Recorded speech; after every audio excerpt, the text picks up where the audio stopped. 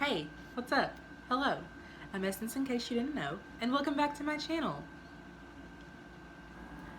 Okay, today is such an important day. By the time you're seeing this, this day will have already passed, but if you keep up with me on my other socials, then you know, today, July 11th, my book came out! Okay, woo, calm down. I've never come on here with like so much just raw energy and excitement. So this is like definitely a different side of me that you guys have never seen. But you guys, I wrote a book. I wrote a book. It's a poetry book. Okay, let's get together. So yes, today my book, Abed, Aubade, officially comes out. It's available to order on Amazon. I will link it down below. There's a Kindle version and a paperback version. And I'm just so excited. So I just want to talk a little bit about the process and what it was like writing and creating and all of that. And yeah, I'm just really excited. So without any further ado, any more squeals or screams, because I don't want to look crazy on the internet forever, let's jump right in the video. Okay, so I originally started writing in, well, okay, backstory.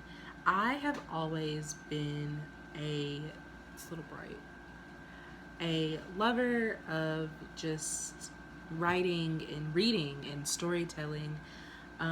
I started reading when I was like 3, like independently reading when I was like 3 or 4. It was just something I really liked, something I really enjoyed, and so it was something I did. Around middle school is when I started to take my writing more seriously. Middle school is probably around the age when I first discovered Wattpad as well.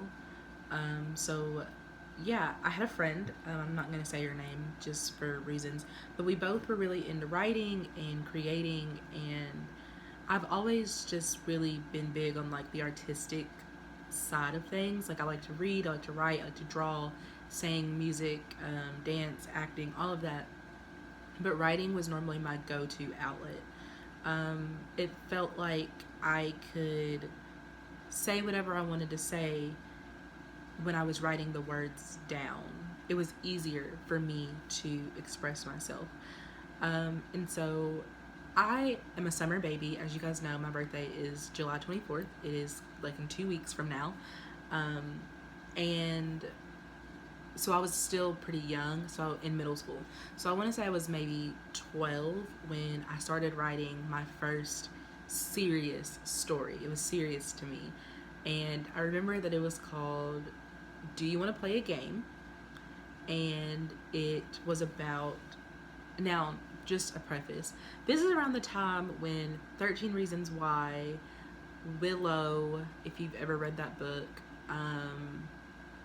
there's another one, God, I can't think of it off the top of my head, but if you're a Wattpad user, this is around the time when like Living with the Walker Boys and The Kissing Booth were like popular on there, and then those books, 13 Reasons Why and Willow, were popular in, you know, more like traditional faceted books.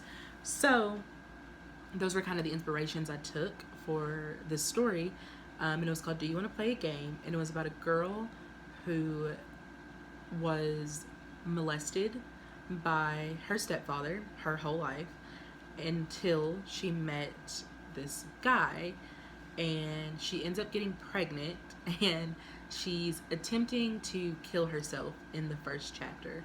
And while she's dying, she's having all these flashbacks to like pivotal moments in her life.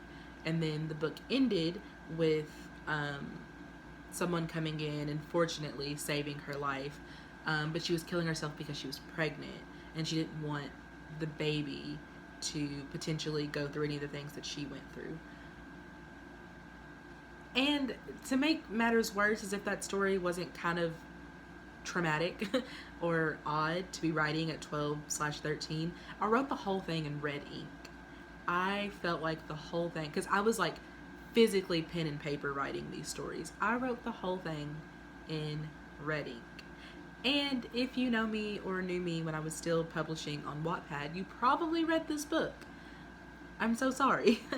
But that was the first story that I ever wrote and took seriously, and it was the first time that I had someone other than family, like, I had thousands and thousands of readers on Wattpad tell me that my work was good and that my stories were captivating and that I had an elegant, eloquent, specific way of writing.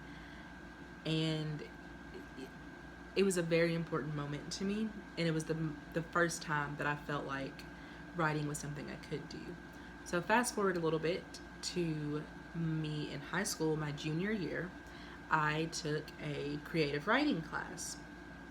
And I was still like reading Wattpad books at the time. I've always been an avid reader, so I would read Wattpad books. I was also reading, like, this was around the time when like everyone was reading The Fault in Our Stars.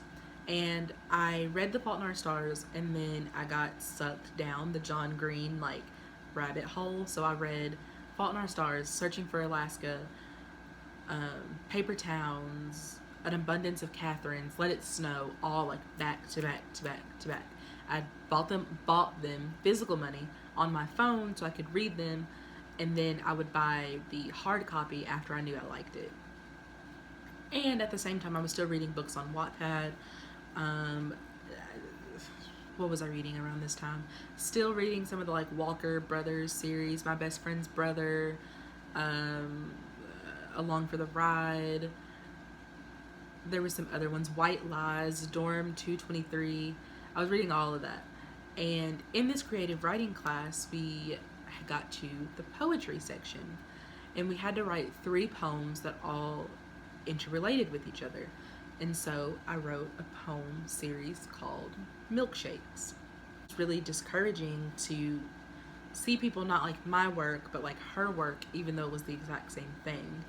And I think that was the first time I kind of realized, like, it's not going to be easy if this is something I really want to pursue. And yeah, so this was in 2015. 2016 or 2014.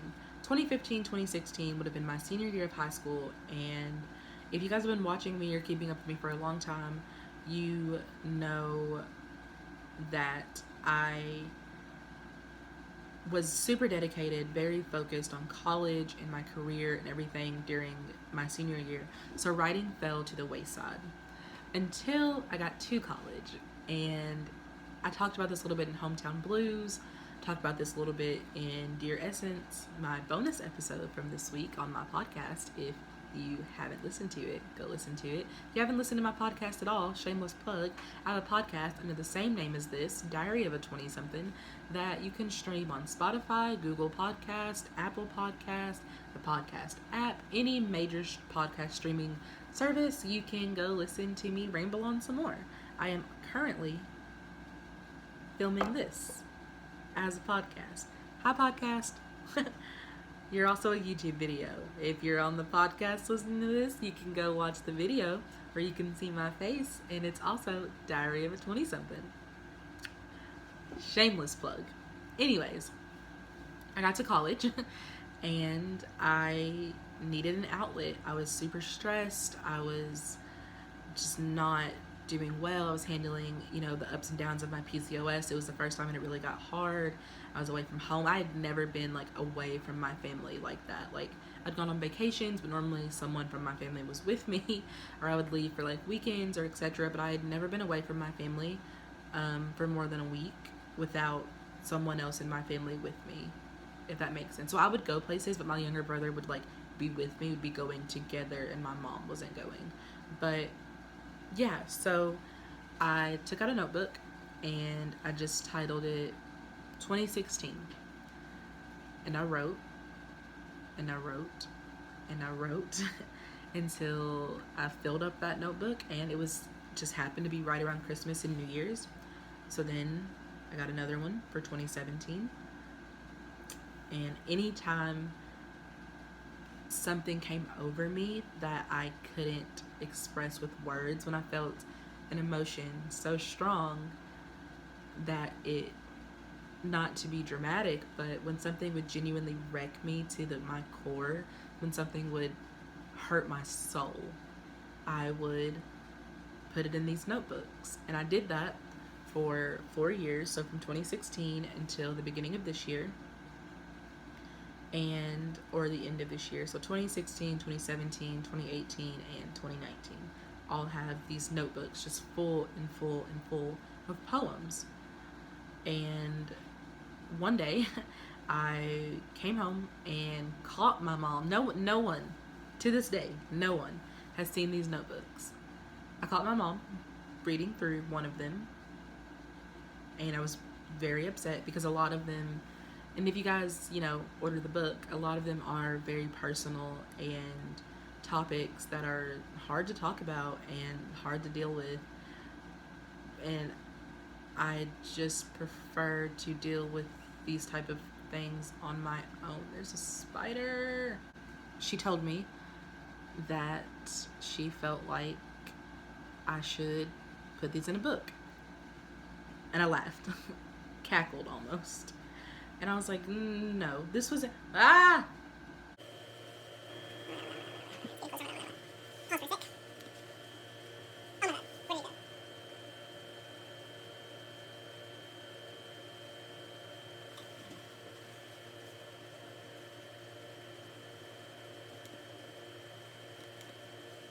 So, but as last year, 2019, wrapped up, I was going through a lot.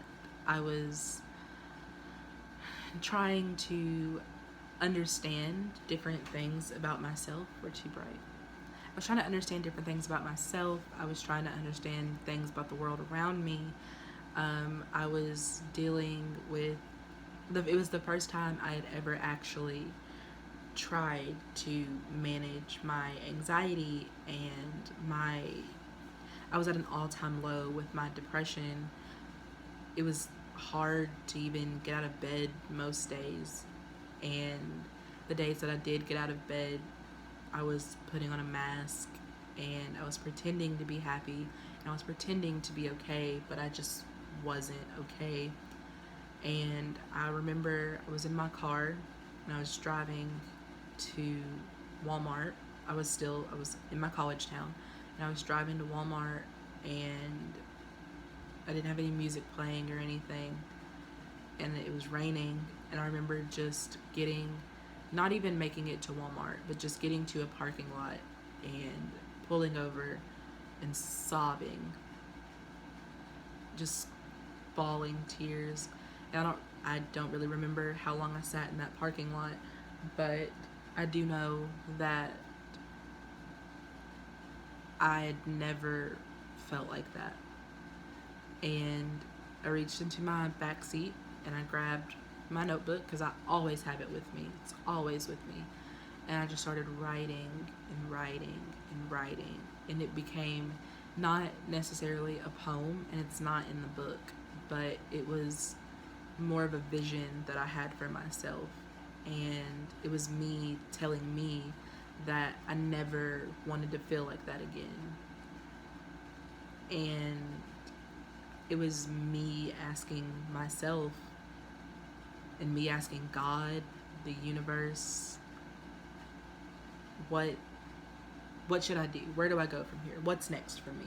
I wasn't making videos. I wasn't posting on Instagram. I wasn't doing makeup looks. I hated myself. And it's still hard to talk about some days, but and it's gotten better. I wouldn't say that it's cured. There's no curing anxiety and body dysmorphia and depression, but I'm managing it better. I'm talking about it more with my friends and sometimes my family. It's a learning curve for all of us, and I looked back on that letter at the beginning of quarantine, and I knew that I had to publish this book. I knew that was the next thing. I knew it was what God was calling me to do.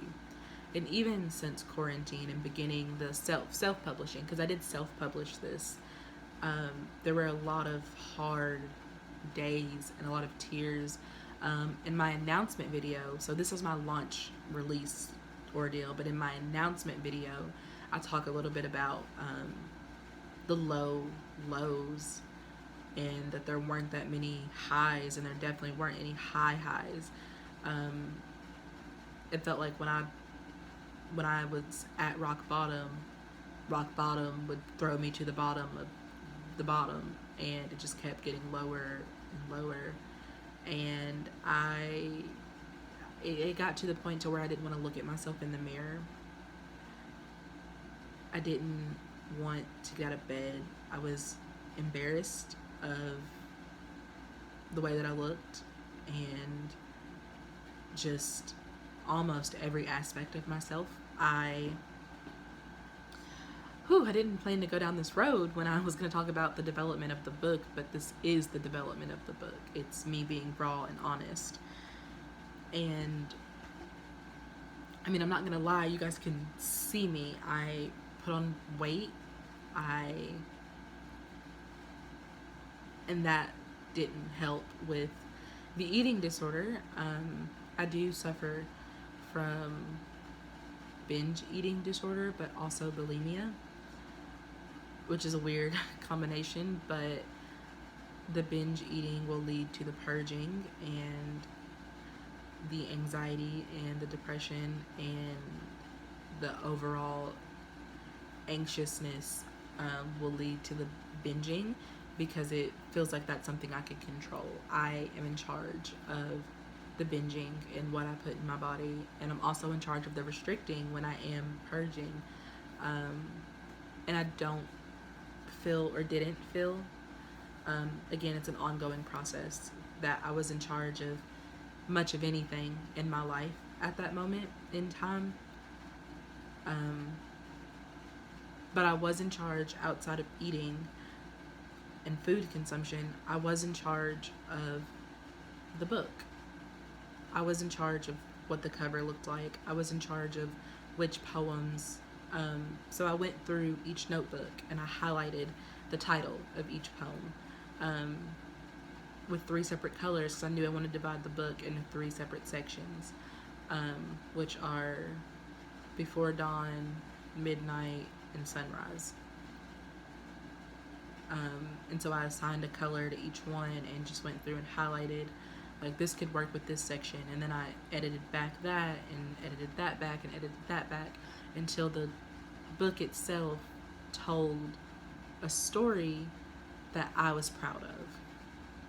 And even though it's not technically a story, like, it's not, this is the girl and this is what she's going through and this is how she fixed it, it's an insight to what my mind felt like in each area, with, you know, Before Dawn being, you know, my deep and down and the lowest of low points, and, you know, Midnight being the resurrection, almost the fixing, not, okay, I don't know if resurrection is the right word, but the fixing, the working on myself and the acknowledging the things that are wrong within me, and not just within myself, but within the relationships that I was tolerating within my job and my friendships and my romantic life and just everything. And it was, you know, acknowledging it and learning from it and moving on sometimes, but also not being able to move on and not being able to just up and leave those situations, which I wasn't always able to, and I didn't want to pretend like I was. Moving into Sunrise, Dawn, I wrote the book, I should know. Sunrise, Dawn, the emergence of a new day and the emergence of a new version of myself, and me trying to tackle some of those demons that lived within me. And I'm not going to say that it always works, and I'm not going to say that I am the poster child of We've been down, but we will rise. I don't know why that voice came to mind. um, but I did, and I'm not here to be, um, like a girl wash your face. I'm not here for that, or a girl stop crying. Okay, not targeting her, but those are just two of the books that come to mind. It's not a self-help book. I'm not here to teach you how to love yourself or anything like that. Um, but it's showing you that even when you don't love yourself, there's always still hope.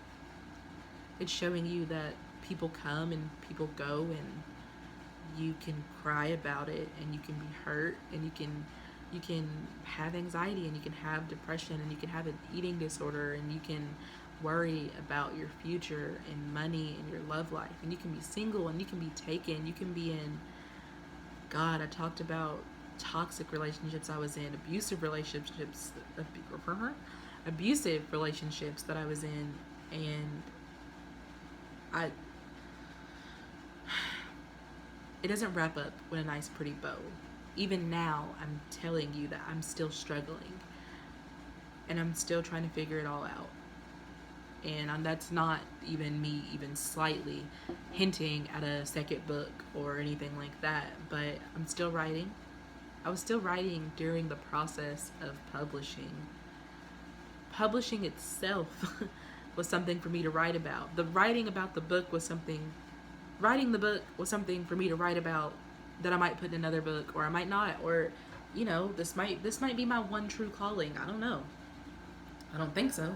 I think I have a lot of callings, and I think that God called me to be a voice for people without, I'm not meant to be a perfect image, but I think that I'm meant to say things that people wouldn't say, and to give voice to those who feel voiceless, which is why I think all of the things that I am called to do all interrelate in a way. Yeah, but not to be so sad, and to wrap everything up, you can go on order my book, Abed, A Song Sung at Dawn by Lovers, and you can keep up with all of the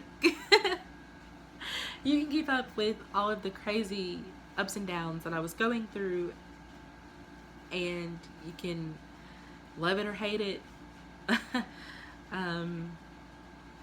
I'm just glad that I was able to tell a part of my story. Alright, that's all I got for you guys today. You can keep up with me on my other social medias that are listed right here on the screen. That is Essence with 2 on Instagram, 2_ Essence with an extra E. I'm on Snapchat at Essence Loves You. And that's all I really have. I don't really do Twitter. Maybe someday. You can listen to my podcast at diaryofatwentysomething, or you can watch my YouTube channel, diaryofatwentysomething. I have a lot of fun content coming for both aspects. I have a lot of fun podcast ideas coming, and with lockdown restrictions starting to ease, hopefully the numbers start declining really soon.